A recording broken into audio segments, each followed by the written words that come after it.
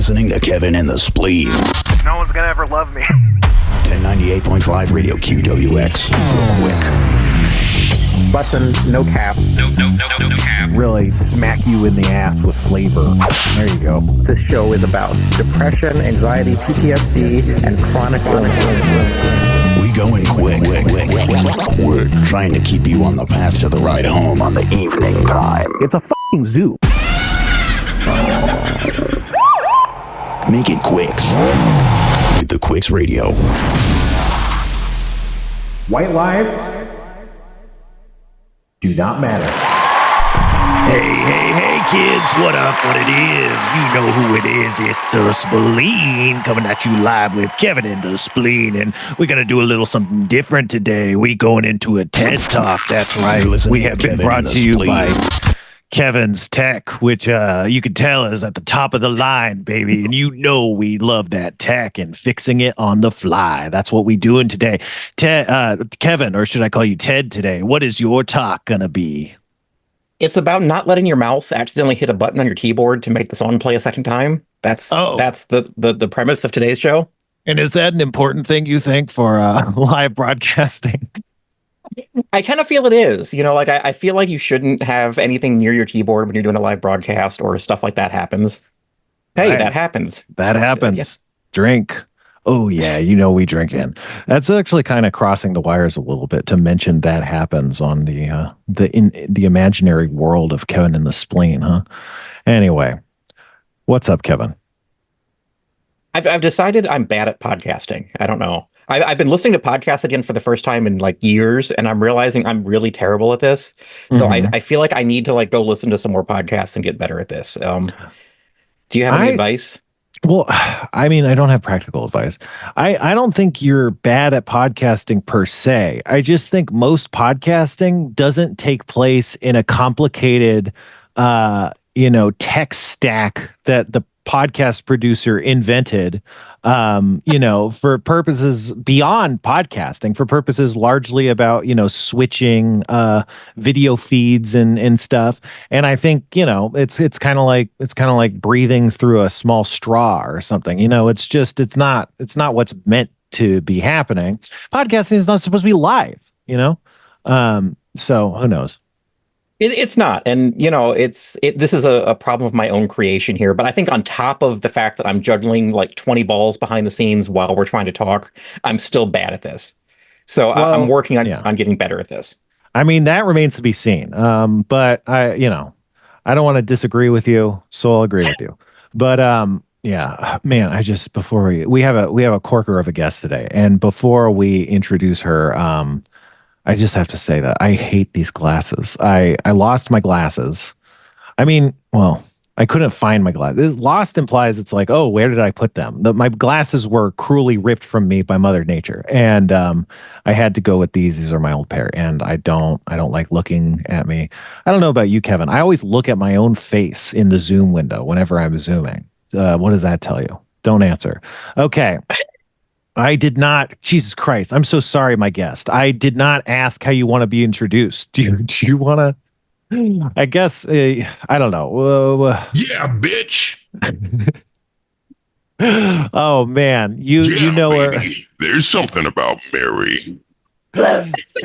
Yeah, you know her from her amazing Twitch stream, Mary's Painting Party. Maybe you've seen her comedy or amazing comedy videos, or her TikTok, or her awesome Threads posts. Follow her on Threads. It's Mary Houlihan is in the house. Oh, she was on Harmontown. You were on Harmontown, right? That's I was something. on Harmontown. Wait, can you hear these? Yeah, no, we can hear them. Kevin can hear them, right? Yeah. Yeah, bitch. Very nice. Yeah, those are great. They're part of why you're so proficient on Twitch. But how are you doing? I'm good. How are you? I'm doing really good. I'm doing really scattered. It depends on the day and the second. Oh, totally. And the hour. Okay, same. Yeah, but I think I'm doing good. We haven't actually podcasted in a while. We had some pre-records lined up and stuff. So I'm a bit out of practice. I'm out of the loop, and it's good to be back in the saddle. Sure. Is this your first pod post-election? Yeah, it is. And I guess in the interest of radical transparency, I totally forgot until you messaged me that we had scheduled you because I'm terrible at this. And I was just going to do a nonstop doom and gloom like soul dump of a podcast, and I don't know. I would much rather talk to you about fun things or whatever, or Sure. soul dump to you, Hey, we just could do both. yeah, Yeah. exactly. Um, so okay, I like to start the podcast. No, I like to start our interviews with guests the same way most of the time with a question that I don't know. Are you familiar with NPR? Are you Yeah. Yep. familiar with NPR? Did you ever listen to NPR? Oh, all the time. Yeah. Yeah. Well, I like to start with a question I learned from them before, Mhm. they've kind of gone like hard right. It's very depressing, but maybe not hard right, but whatever. In the middle as far Yeah. as American media goes, I suppose. Yeah, but what did you have for breakfast this morning? I had an omelet. I had a homemade omelet. It was eggs, of course, spinach, baby tomatoes, and mushrooms, and cheese Mhm. on terrific toast. Very nice toast. And the toast had avocado on it. So it was a pretty good breakfast. That's both wholesome and hearty, I would say. Exactly. What Yeah. kind of toast are we working with here? Oh, it's Tuscan style from Trader Joe. It's a large loaf and it has great crunch to it. I gotta get some of that. I was Mhm. just realizing, everybody's talking about eggs and stuff. Trader Joe has reasonable quality eggs for the price. Whereas if you go to like my store, which is what, Ralph's or whatever, you get, I don't know. These eggs have thin shells these days. Have you seen this? Have you heard Mm, about this? Like the eggs have yes. thinner shells than they used to. Yeah, you have to be careful breaking them.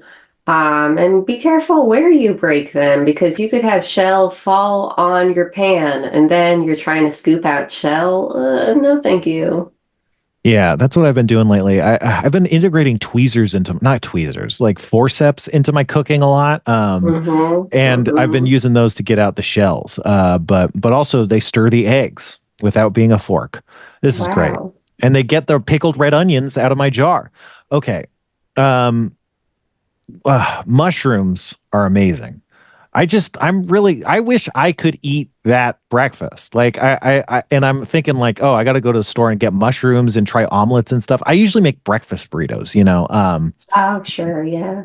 with low I'm carb probably gonna tortillas. eat the same damn thing tomorrow. So it's gonna be a good breakfast week until those groceries run out.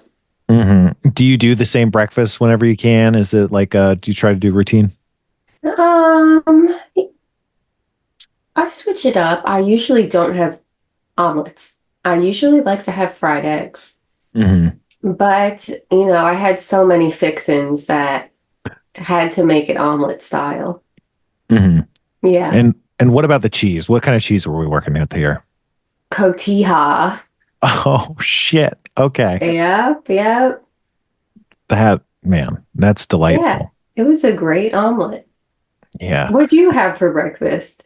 I just had my breakfast burrito. I've been trying to work through some of the pork. I roasted a big pork, and so I've just been trying to Mm. like eat that as much as possible. But I went out of town actually. I went to Kentucky for about a week. Is that where And you're from? no, it's not. It's where someone. Yeah. Let's just say there was someone I was visiting, Was and it was a lot of fun. And I don't it know. romantic? I'd say so. Yeah. It's this Ah. very, I guess, like, I don't want to get too deep into it, but there's someone I've been talking to, and I've been talking to them for a while, but it wasn't Mhm. really overly romantic. Are you And exclusive? yeah, I'd say so. But then, Spencer and I are getting married. yeah, I wish. Breaking it right now. Kevin's gonna make me start sign some serious like prenups if we get married, Kevin. But yeah, it's been going really good. But we started getting more exclusive recently, and then we were just I had this idea for a gift, and so I was talking to her and on the phone on election night, and we just stayed talking until the results came in, and then it was just really a bummer. And Oh, I sure. hope I'm not saying like too much. I hope she's okay with this, but she was like, "Well, I want you here," and I was like, "What? Like right now?" And she was like, "Yeah, I don't know. Yes, no, yes, I don't know." And I was like, "Okay, like so I should buy like plane tickets like right now?" And she's like, "Yes," and I was like, "Okay, no problem." And then I did, and the next morning I was on a flight out there, and we spent about a week together, and it was really good. It was very insulated from the world because Kentucky, Yeah. it's very empty. I don't know. Well, the places I was in. Um, and now I'm smashed back into reality. Oh, there goes gravity. But it was a real, I don't know. It was basically like being in a denial bubble for like a Yeah. week Well, that almost. sounds good. It I'm glad you was. did that. It was really good. It's very out of character for me. But it was a lot of fun. And I did a lot of cooking. I made like huevos rancheros and I made biscuits and then I made chicken and dumplings. I was like making all sorts of food stuff, like riffing recipes and like compositing different recipes, stuff I'd never really cooked before. And it all came out really good. And I was like, hey, maybe I should just like be like a food cooker. What do they call that? A Ooh, chef, you know, like that's not, yeah. it was just, it's really fun. It's really fun to serve food for people. You like food that much? Like you seem like you're cooking an omelet and stuff, like making fried eggs. Like, so you're not a stranger to cooking. No, I like cooking. I think it's fun. Hmm. Yeah. Do you have any dishes you like, or is there any like specialties? The last guy we talked to, Joe, he was really into baking more than cooking. Is there, you Ooh. know, are you a cooker or a baker? You know, do you have, yeah. I bake sometimes. I cook a lot, but it's pretty simple grocery type stuff, an egg breakfast, a pasta dinner, Hmm. nothing Yeah. crazy. Yeah, pasta is something I don't know. I'm getting more into tomatoes, but like most pasta is like tomato based, and I don't really like tomato sauces that much. I think I'm warming up to them. But do you have? Do Is you it like just like pesto? I do like pesto, but I haven't really done very much pesto pasta. Like I haven't really made my own pesto, but I think it's very easy. My mom used to always make pasta or pesto, and so I think I got to go in that direction. Is that something you Yeah. do? Yeah, I like pesto and I like butter and cheese with some pepper. I rarely use tomato sauce, in fact, because I find that the sauce goes bad. Hmm. I feel like you have to eat a lot of it or else it'll go bad. So, I mean, I guess I could freeze it. I should probably freeze it. Yeah. Yeah, it's hard once you start like getting in the routine of freezing this and that. Like then your freezer is just full of like a bunch of stuff, and then you can't fix and like put in your store bought frozen stuff. You know, it becomes a whole mess. That's what I'm dealing with now. Yeah, I'm getting there a little bit as well. I have these two bags of, and they used to be five. I used to have so much, but I have these two bags of Hatch Green chilies that I got during Hatch Green chili season. And you're supposed to get them roasted, and then freeze them. And they're really good, but it's just a big block of wasted space, But I have a man, lot of chicken breasts in my freezer because I like to um, boil chicken for my dog. hmm. So I Oh, bulk buy the breasts, yeah. So that takes up a good deal of space. and that's your dog in the background, right? Is that Happy? Yeah. Hello. Happy makes an appearance on your painting streams. So man, you what was it? You painted something recently and you posted it. And it was so amazing. You were a really good painter. Like how long have Thank you. you Was must have it been the painting? snake? The snake came out pretty good. It was, yeah, it was the snake. It was super finely detailed. I don't know. I really loved it. Thank you. Yeah, when did you start like I don't know, doing visual art like that? Forever. I did it as a kid, and then I went to this art school called San Francisco Art Institute, and it was very competitive and intense and very like everyone trying to be famous artists, kind of. Hmm. So I feel like that's when I got very good because it was like you have to have critiques all the time, and so you don't want to be embarrassed and have people say that your art stinks.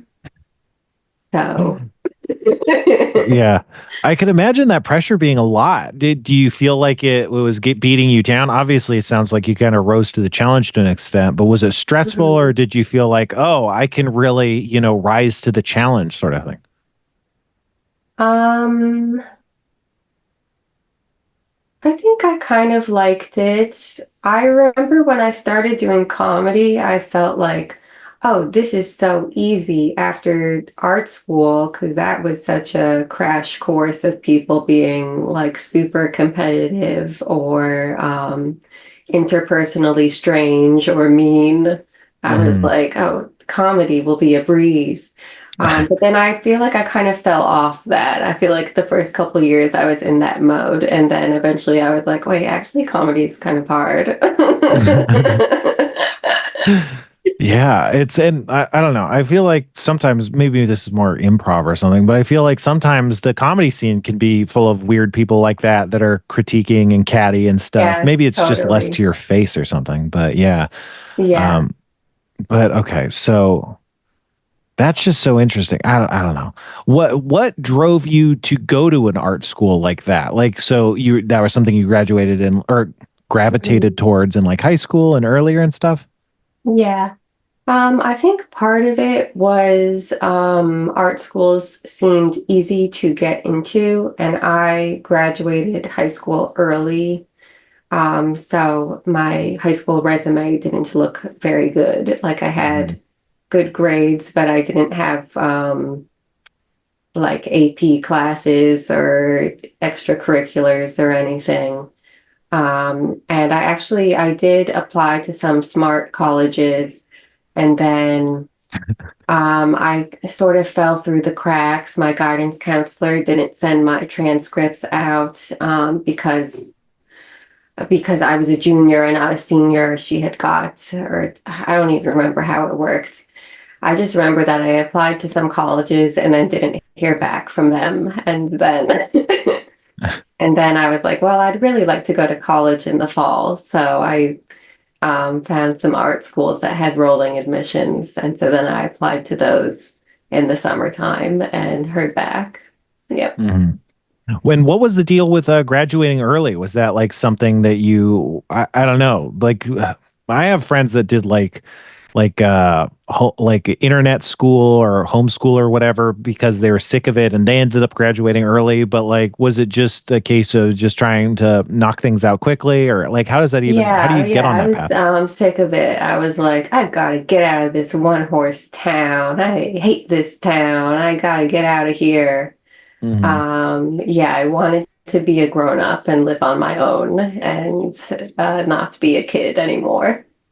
Wow, that's Yeah. interesting. So what was the town? Where'd you grow up? It's called Allendale and it's in New Jersey. And looking back, it's actually a nice town. Mhm. Yeah, I feel like it's objectively a good town um, by American standards. It's walkable. They have a train station. The schools are good. Um, don't no disrespect to my family, but I didn't really like my family and living with them. So, Yeah, I mean that's which totally. I know Go ahead. you relate to, perhaps. I do. I was like, Yeah. I always feel like I don't want to just like, I don't know, especially with guests. I don't want to like force my issues on them or whatever. But I've been reading this book, Adult Children of Emotionally Immature Parents. I think it's a really good book. I think everyone should read it. I think people who are my fans should read it, especially. I could explain that later, but when the book talks about like kids who feel that they need to grow up fast often like relate to some of the issues in that book. And so Yeah. yeah, to hear you circle back and be like, oh, I don't like being with my family, I was like, oh, that's like just like the book is talking about. So that's super Yeah. interesting. It's a good book. But so but it must have been, were you were you looking for schools that were far away that you'd like live at? Because going from New Jersey to San Francisco, that's like a huge trip. Yes. Yeah, so I really wanted to get out. I said 1 year early and across the country, please sign me up. Yeah. Mhm. That's Hmm. so wild. And what is an art school like? I've only been to community college, which is basically like high school. And it Yes, sucked and I yeah, hated it. sure. Um, it was in a city, so that was cool. I feel like I never had the college town experience. Hmm. Um, so I don't know, it was kind of just like living in a city, and you would commute to your school, and the school was very beautiful. It was like a historic building. I think the school went bankrupt, actually. I think they don't exist anymore. Wow. And boy, when you see this campus, you would say, oh, I get why this school ran out of money because Yeah. it's so beautiful. The rents must have been crazy. It's Hmm. like a historic building, and it has like a Spanish style architecture and like a bell tower. And so some of it is like Spanish style, kind of oh, which one is it? Is it The Birds? No, Vertigo, the Hmm. Hitchcock movie. Like the architecture looks like that. And then there's like an addition built in the 60s that's like modern and cement, uh, cool looking. So yeah, I'd really recommend looking up this school on Google Images because it looks great. And what was it called again for the folks at San home? Francisco Art Institute, not to be confused with Art Institute of San Francisco. Oh, Hmm. that's going to be rough on Google, I think. Google. Yes, Yeah. yeah, yeah. I Right. think that also is probably part of why they ran out of money. I think they had to be litigious to the multiple sound-alike colleges in the city. Yeah. I think, a bankrupt school, it should be almost like a mark of honor because that means they're spending so much money on like education, and Yes, that's a yeah. good thing. It's not a for-profit school. Um, and they also had these Diego Rivera murals all over the school that Wow. obviously had like a communist bent to them. Mhm. So it was just a really cool place to go to. Yeah. Yeah, that's so awesome. And so okay, when you started comedy, was it out there or was it like moving back to the East Coast? So I moved back to the East Coast. I was a big comedy nerd and really into, the NBC primetime block on Thursdays. And I was Yeah. like, oh, I think I'd like to be a TV writer. Like I had always thought that that would be a cool job. And when I would watch funny TV, I'd be like, I could do this. Um, but I was like, I could do this, but people like me aren't really like allowed or something. Hmm. And then I sort of found out that some of the people that write for TV, they do comedy and then they, I guess, submit to write or their friend gives them a writing job or something. So then I was like, oh, I should do comedy. And so then I was like, I should go to New York or Los Angeles. And New York just seems easier because I could live at my parents' house. And I felt more emotionally able to live in their house by that point. Yeah, Yeah. that's cool.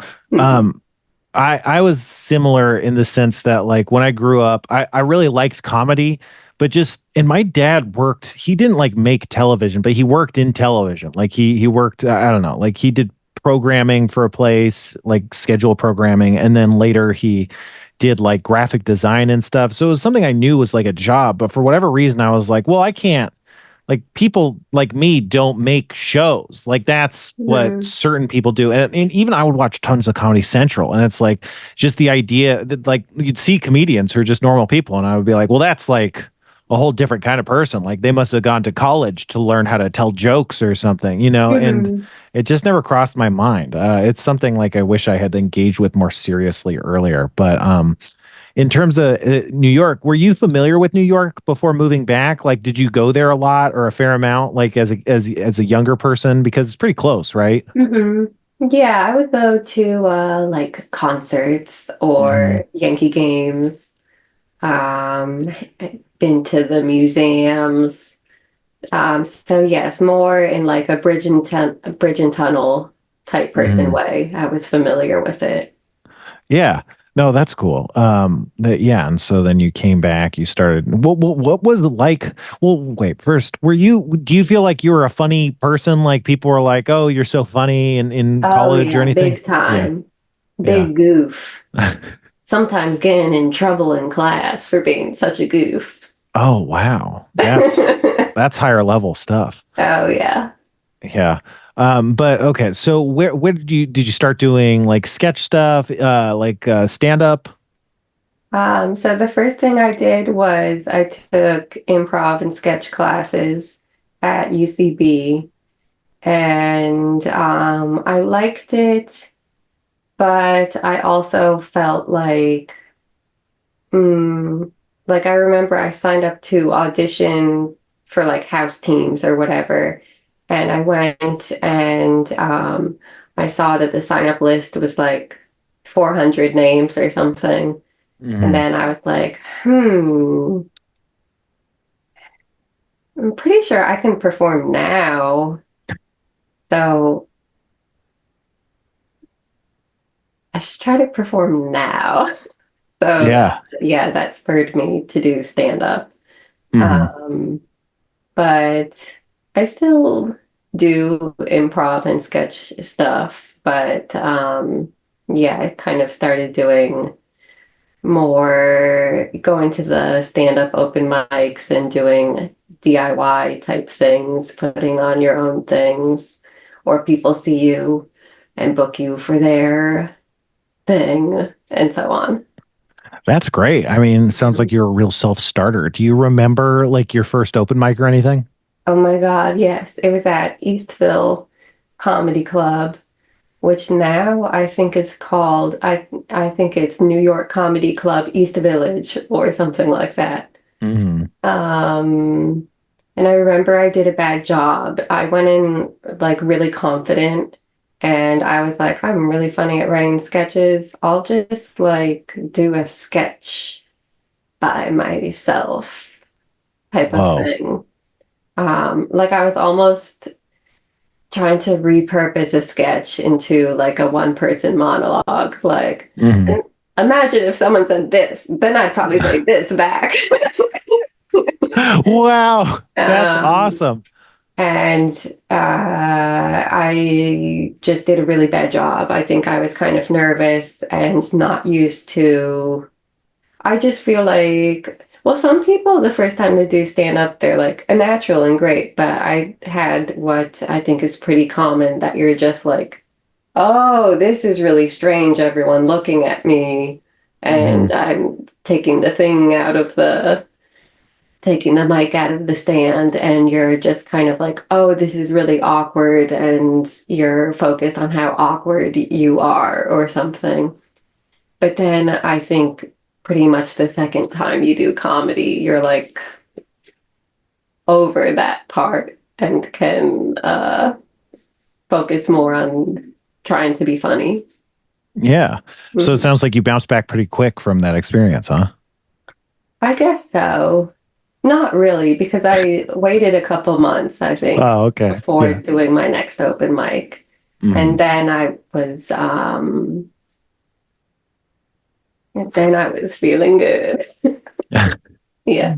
So you took classes and that was before that, but did you feel like you had like a comedy scene that you plugged into, like people you did stuff with? Obviously, if you're doing sketch, I guess you kind of must have. Was that like, do you feel supported in that way, or did you feel like really kind of out on your own? Like, cause I don't know, I feel so alone despite like knowing some people in the scene. Like it feels like I had to like start in classes just to like develop more relationships, if that makes sense, I met Sam Taggart in a improv class, and so we were doing stuff together right away. We were making vids, and doing improv together, and we called ourselves Meat. And we made some Meat vids, and Sam's roommate, Keaton Monger, he's a funny video editor. He had made like really funny viral like pre-YouTube videos. Like he made the This is Sparta video, like the first one. Like so he edited some videos of me and Sam. And then when I went to open mics, I was doing mostly like really silly one-liners right away. So I gravitated towards people that were doing similar kinds of jokes, like Joe Rumrill and Julio Torres and Stephen DeSiena and Steve Whalen, the two of them. They hosted a mic called No Jokes Allowed, where it was supposed to be like you do a character or show a video. So yeah, I think I fell into a scene, but then I think as the years go on, you become alone. Yeah, I was talking to Branson Reese a while back. We were getting lunch, and he was saying that like a lot of comedy seems propelled by this youthful nightlife energy that Totally, slowly yes. you just kind of lose that as you go along. And he was saying, well, I think that energy is like you're supposed to, like your body is like thinking I'm going to have kids and they're going to stay up all night, and so like I'm going to have to be awake through the night to like watch these babies that can't stay asleep. And then slowly that energy kind of drains, and then you're like kind of just want to stay home, and you kind of lose some of that like ability to. Yeah. And it's funny because it's so true, and it's such like a cycle, because I remember in my 20s I would see the comics like 10 years older than me. If we were on a show together, I feel like they would comment on like, whoa, everyone's really young, or comment on having a more normie, boring lifestyle. And I was going out every single night and, getting up multiple times a night and doing so many shows. And now I'm 34. And when I go to comedy things, I'm already tired when I get there. And I'm like mustering up strength for when I get on stage. And then immediately I'm like, all right, nice seeing you guys. And, like I'll see young people at stuff now in their 20s, and everyone's like best friends with each other and a whole clique. And I have like no interest in infiltrating a clique or becoming a part of a clique. I'm just like, get a load of this dog. Come on. I mostly just want to come home and hang out with my dog. Yeah, for sure. So speaking of hanging out with your dog at home, you started doing the Mary's painting party. That was part of like, was it Planet Scum or whatever? How did that come about for you? Yes. So during the COVID shutdown, Chris Gethard, the hilarious New Jersey comedian, he made a channel on Twitch called Planet Scum, and asked people to do shows on it. So I had a show called Mary Houlihan's Painting Party, where I paint and the people at home paint, and they try to paint really, really fast and send their art in so that we can screen share it and be supportive and have fun. And so most of the time, that's the format of the show, but then sometimes we'll do more weird high concept episodes. Mhm. Like we did a parody of The Mole, and we did a parody of Netflix's The Circle. But those take a lot of prep and graphics and stuff. So those are done Yeah, once in a while. that's awesome. So then eventually he shut down the channel. I think it was just like he wanted to pay people, but also was like, I guess I have to file taxes for this. Uh, you guys can just do your shows independently, right? That's cool with you. And we were like, yeah, okay. And so now I do the show on my personal Twitch at Mary Hooley. Yeah. And it's a lot of fun. I've done it. I did more drawing than painting. I don't know how to paint, but I don't know. I really like the vibe. It's a chill vibe. I think you got a great energy, and the fans or the viewers are a lot of fun. But I don't know. I just Great like viewers, the best viewers. some of the best viewers, I would Mhm. say for sure. But I really I just like almost like the premise where it feels collaborative and like we're just going to be doing an activity. I keep like whenever I think of, I don't know, like when I think of trying to do stuff in LA, I'm trying to imagine like, oh, what can I do a show? Like what can be a show? And it's like, well, I don't like know improv. I don't have like a stand-up act or whatever. So like the show would have to be like a premise, and where I keep all my ideas I've talked to Kevin about some of this stuff. My ideas keep leaving something like, well, what if it's like more of a group activity or something, Mhm. and I really just love that because like, everybody talks about third space or whatever the hell, but it's like just like it would be cool to use comedy venues as a way to just gather people and like be engaged in a group endeavor as opposed to like a bunch of passive audience members like watching someone doing something. I just like the Yeah. energy of like being like a community, a group that's just engaged in something, like I'm just curious, like how did you come across like that idea? Was that like it feels like that was maybe kind of organically from the premise of painting, but like what did how I don't know. I can't form that into a question. Mhm. Do you want to just Yeah, talk? no, I get it. It makes sense. I think it happened kind of organically. Um, I think, well, I feel like all the shows on that channel were very like of the time of like everyone's at home during the pandemic. And I remember at the time I would play Jackbox games with some of my friends. We'd have like weekly or occasional meetings where we'd be in a chat room just like this and playing some sort of game. Everyone did that back then. So having a group painting hang um, seems natural. It also reminded me of like when I was in art school and like especially when I was living in the dorms, like a fun hang would just be a bunch of people in someone's dorm room and like just drawing and painting and notebooks and music is playing and drinking Carlo Rossi and uh, I feel like not a lot of people have that experience unless they went to an art school of like sitting in a circle and all drawing, um, other than when they're little kids. And it's really fun. I really recommend it because it's like group friendship hang, but when you're doing that socially with people, it's like there'll be times where no one's talking and you're just sort of like vibing to music and it feels good for you.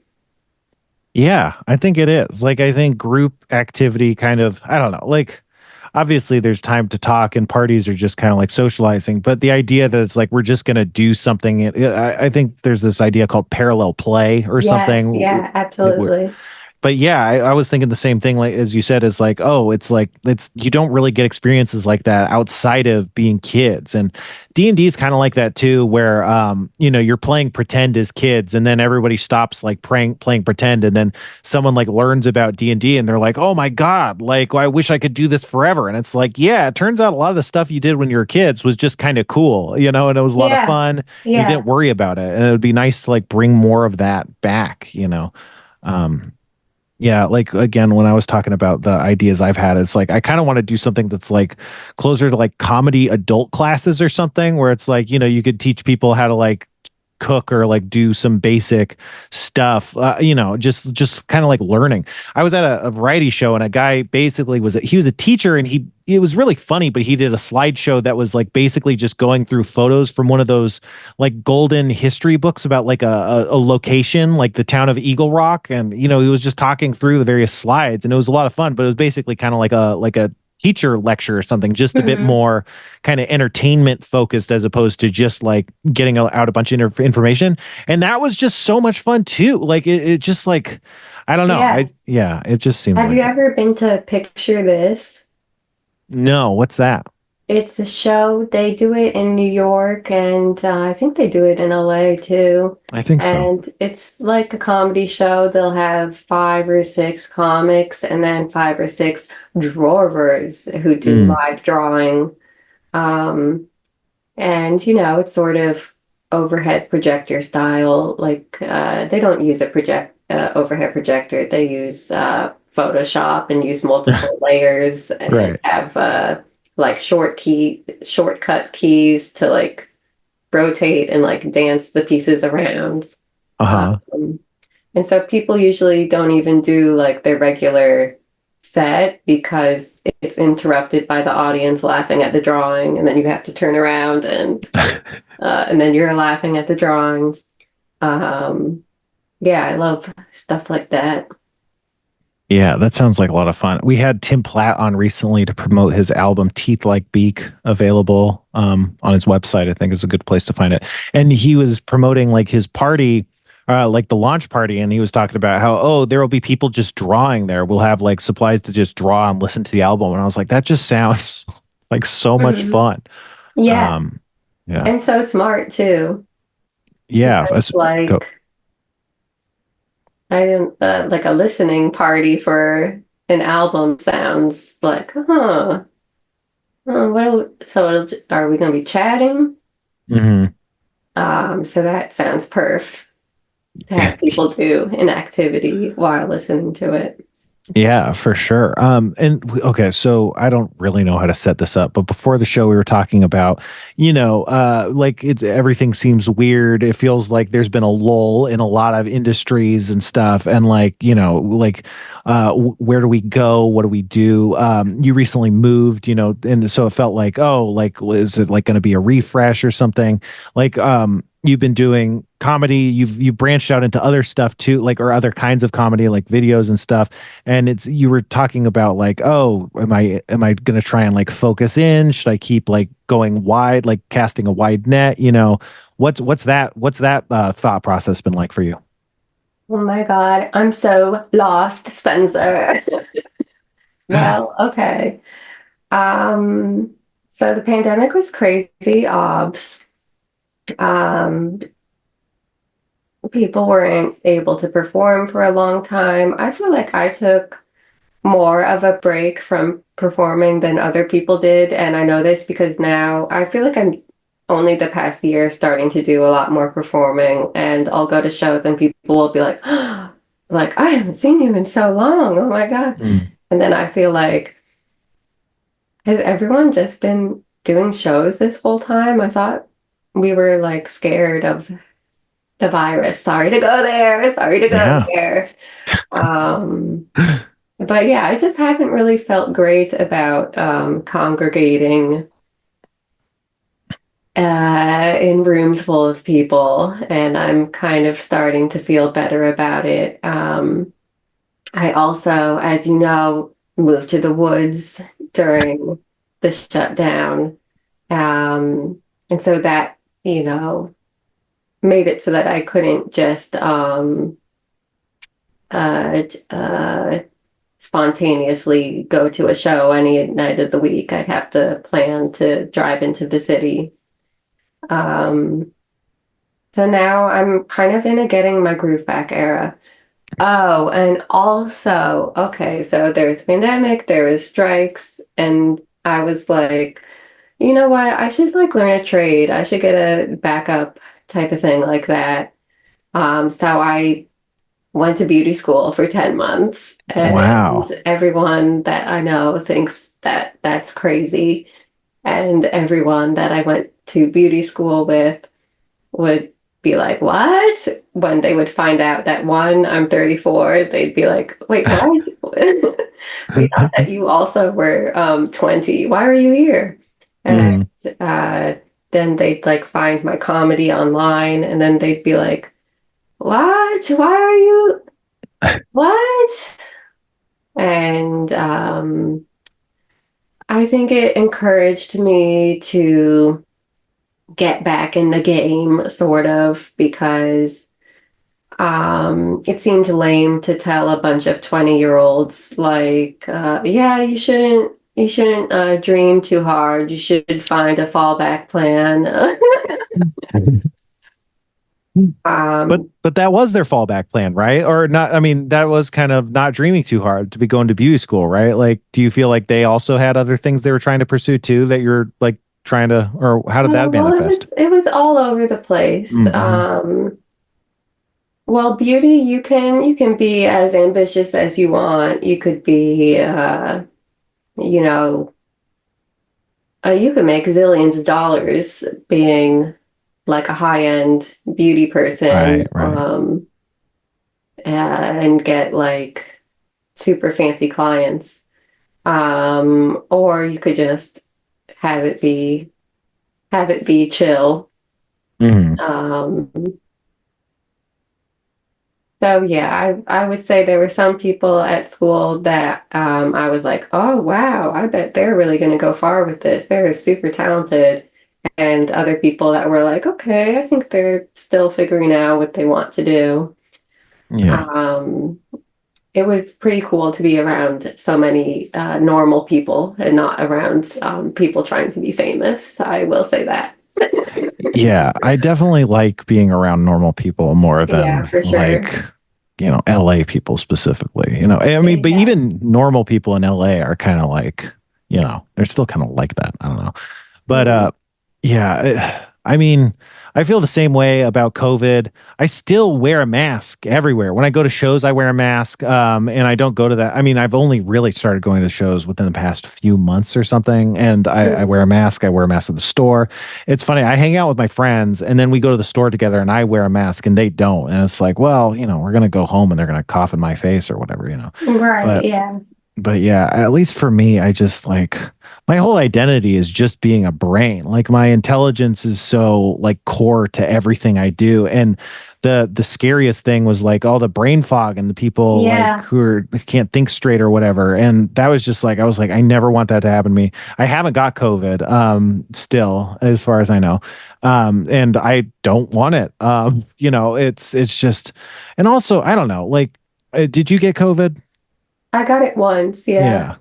I feel like I'm probably just crazy or whatever. And it's not like I always feel like I'm smarter than everyone. It's a big personality flaw of mine. But I definitely feel like, and I don't even think it's just COVID. Like I think the pandemic, like the lockdown and like the social kind of mores changing and everyone getting like amped up from being locked in and stuff is a big part of it. But I really do feel like people are just stupider now. And who knows what that is? Like it could just obviously education system's been going downhill for a long time, but like everyone just feels like kind of stupid and crazy now. Like even reasonable people. And like in the back of my mind, I'm like, how much of this is like their brain being eaten by a disease, because it's not nothing. It's easy for me to imagine it's like a Mhm. very non negligible like difference, but I mean people be crazy these days, and there is a big life altering, world altering thing, and it's hard not to connect Yeah. those dots. I don't know. I feel like I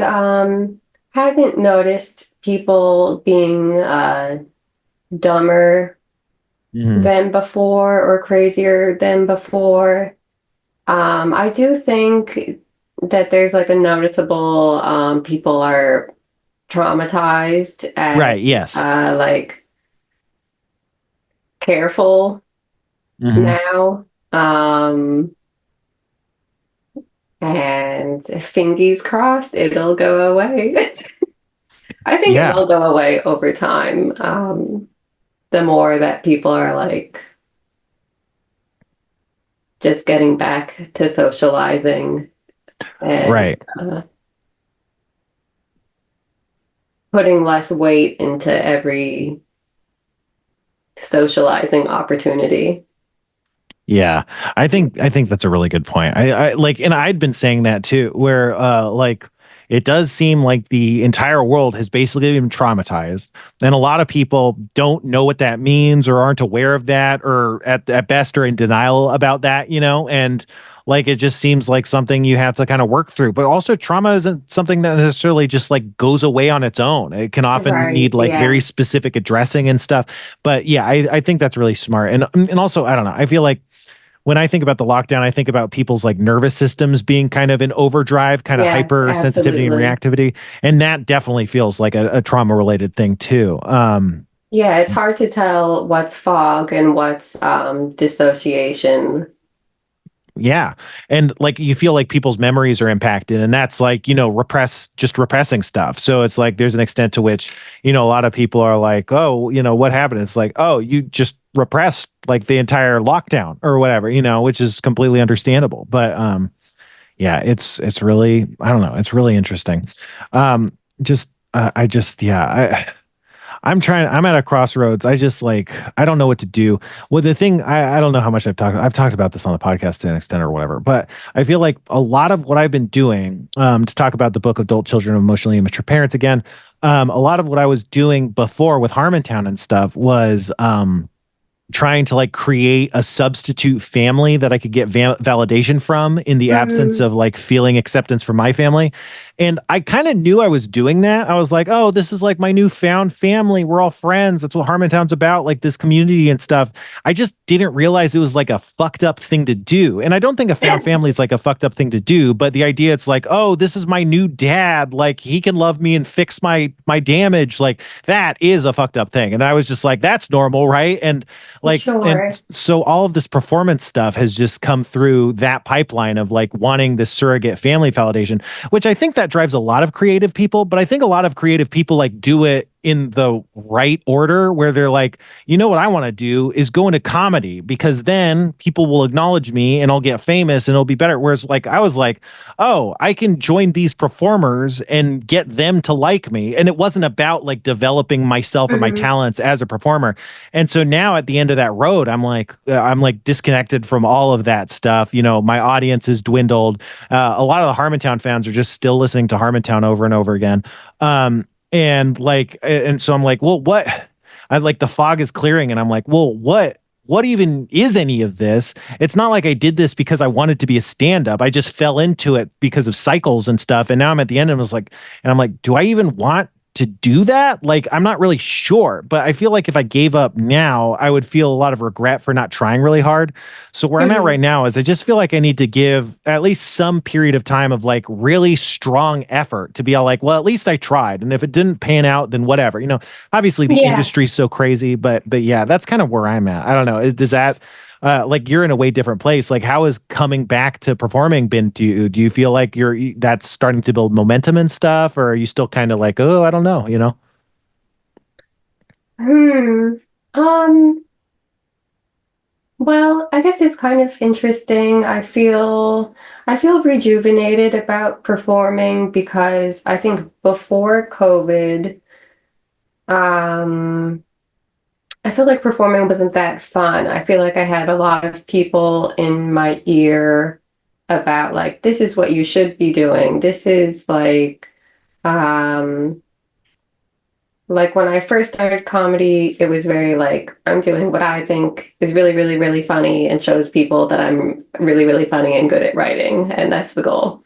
And Yeah. then I feel like eventually, uh, like I got like agents and managers, and then you're also talking to other people in the same world as you. And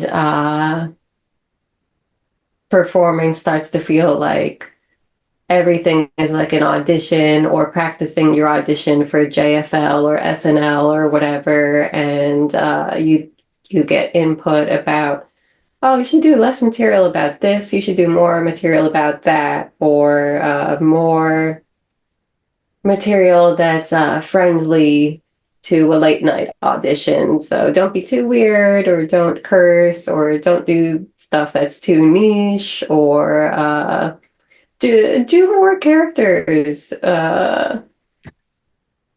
or be very decisive. Do you want to do characters or stand up? And if you're doing stand up, it has to be this one kind of stand up.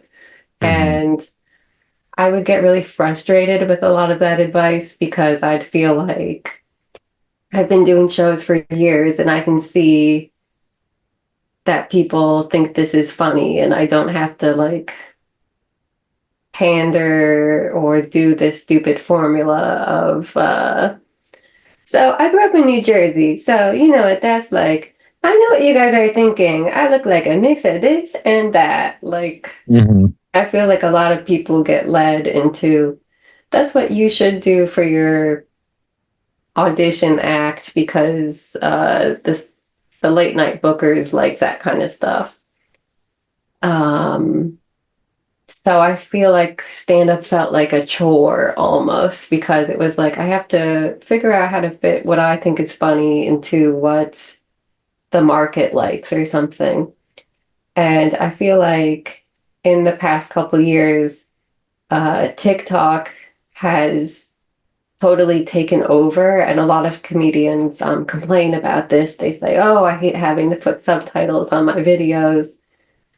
Oh, but I think it so rocks. I think it's so cool that like it's so much easier now for like total strangers out in the world to find your stuff in a way that like didn't exist before. So I feel way more encouraged now to like just do what you think is funny, and if you think it's funny, then other people will find it, basically. So I feel excited about that right now. That sounds like a really good place to be in, like a really healthy place. I definitely feel like I identify with.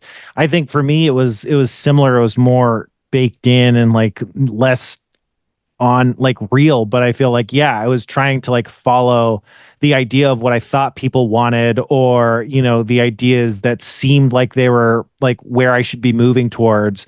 And it wasn't very satisfying, because it's like you kind of resent moving in that direction, but you also kind of feel like insecurity about not moving in that direction. And so, yeah, now with like the new clarity, it just feels like, well, maybe I just got to do stuff that makes me happy. Some of the stuff that I've been doing lately is more just like my own output, that I feel like, oh, I'm just doing this because I like it and putting it out there. I definitely think you're right about TikTok and stuff.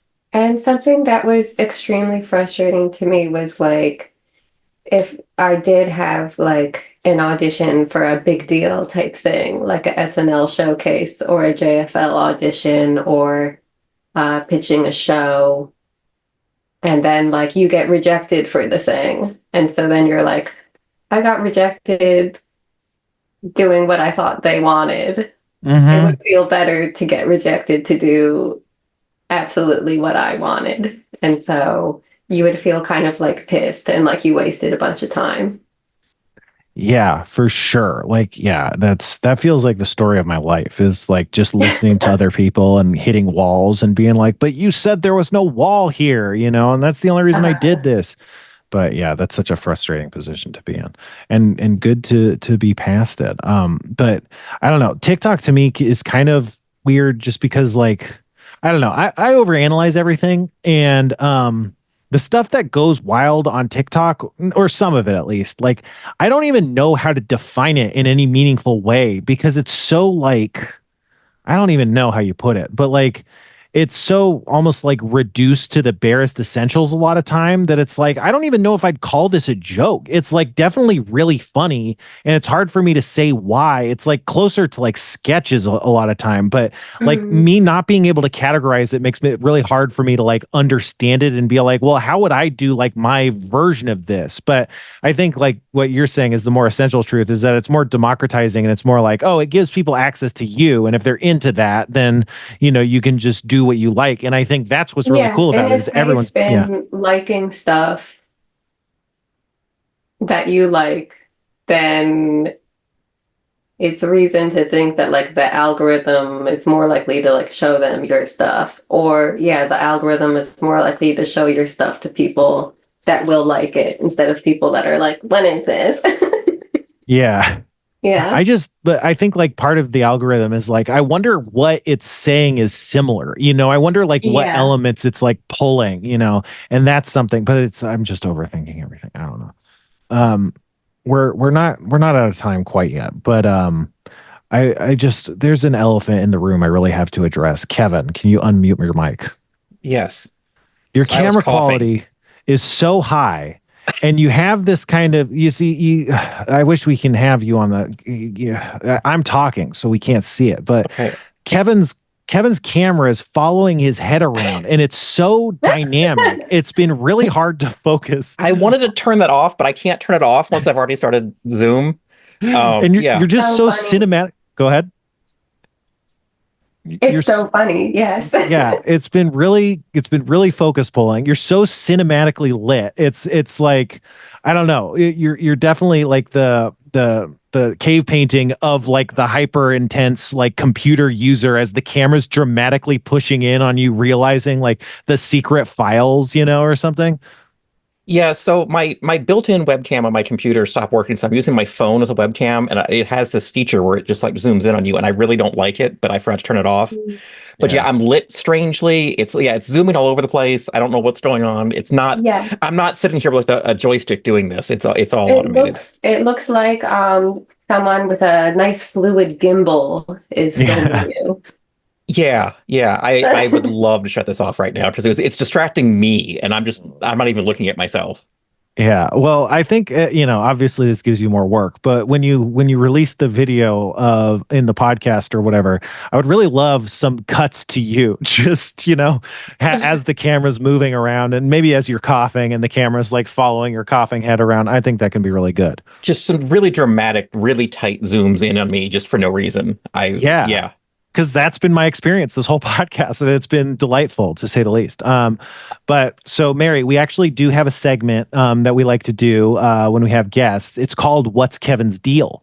And we talk more or less to Kevin depending on what's going on. But Kevin's an international man of mystery.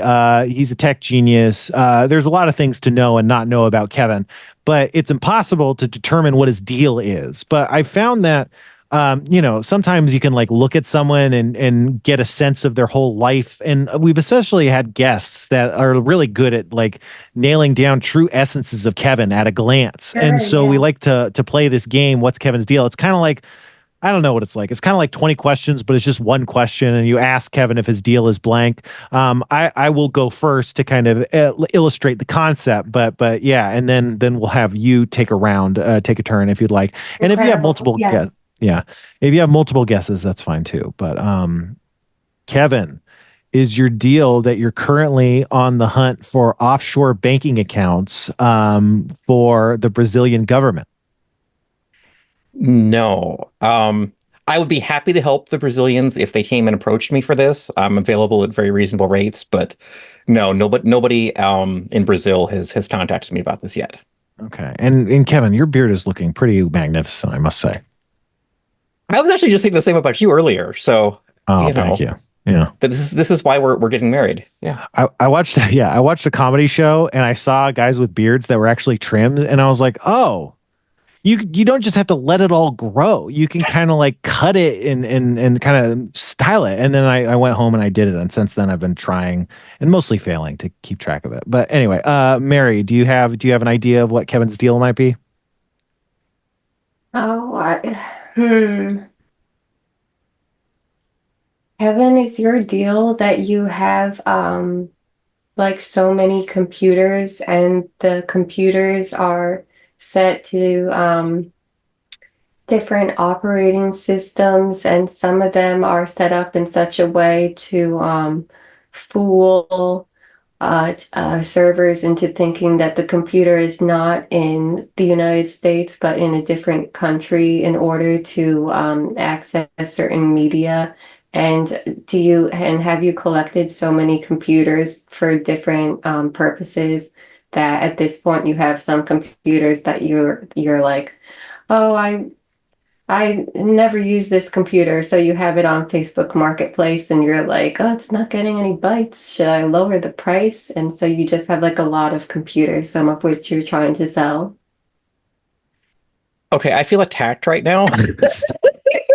That is the most on point answer anyone has ever given me. And me and Mary, I don't think I've ever talked before. Mhm. I can see, I was counting as you were saying this right now. I think I have 11 computers in front of me right now I knew it. of different operating systems. And yes, one of them exists just to be in a different country over VPN. That's I knew it. shockingly accurate. Yeah. Wow, So, Mary, like I thank you. said, a lot of guests just have serious insight into Kevin's deal. I will say that is, like Kevin said, the most hyper focused, the most completely accurate, dead to rights one we've ever gotten. So that's very impressive. You can capture the true essence, and they say it's in the eyes, or the moving camera gimbal as it Yeah. is. Mhm. But so yeah, I guess that's our show. Thank you so much for coming on. Do you have anything you'd like to plug in more explicit terms than we've already talked about? Oh, you gotta check out Mary Houlihan's painting party. You can watch it on Twitch on Thursdays. It's also simulcast on my YouTube if YouTube is better for you than Twitch for some reason. And check out my TikTok because I post a lot of new stuff and old stuff on there. And come see me do a show and book me for a show if you know a cool place to do shows at. Awesome. Yeah, absolutely. And if you're checking people out on Twitch, I do a Twitch a little bit, but we're not me specifically. But if you are checking something out on Twitch, understand that iOS has just raised their rates, and if you subscribe or give someone money on Twitch through iOS, it like costs more money. So you can save money by going to a different device and sending the money there. That's also the case with Patreon. So if you want to give someone Patreon money, don't do it through iPhone. I think doing it through Interesting. yeah.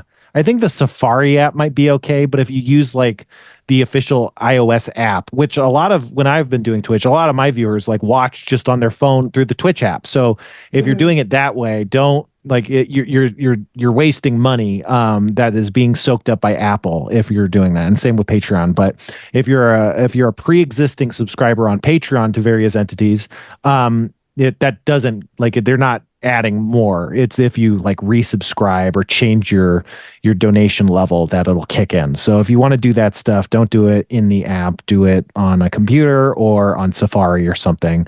Avoid the apps, avoid the iOS upcharge. So yeah, check me out, patreon.com/the Sixler if you want to support me.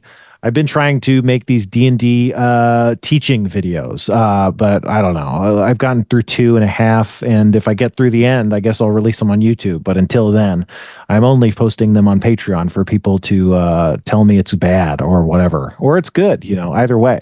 But that's me, and Kevin has nothing to promote because Kevin just promotes my stuff. And but Straub Home Video continues. You can watch the rest of the stuff that's coming up later on. Or if you're in the podcast, check out other podcasts. They're good. What am I listening to right now? The Ear Hustle is a good podcast you can listen to. So, Oh, I love Ear Hustle. man, we should have talked Great about plugs. we got to get you back to talk just about podcasts sometime. But yeah, let's see. How do we do this? Kevin, how do we do this? How do we end the show? I like to end the show the same way, kind of thing. Okay, Kevin, end the show for us because you know how to do it. I'd like to end the show the same way we do every week. sign up for Spencer's Patreon, please, and then I will drink bad drinks, and you get your name in the credits, and that's it. So goodbye, everybody. Bye. Bye.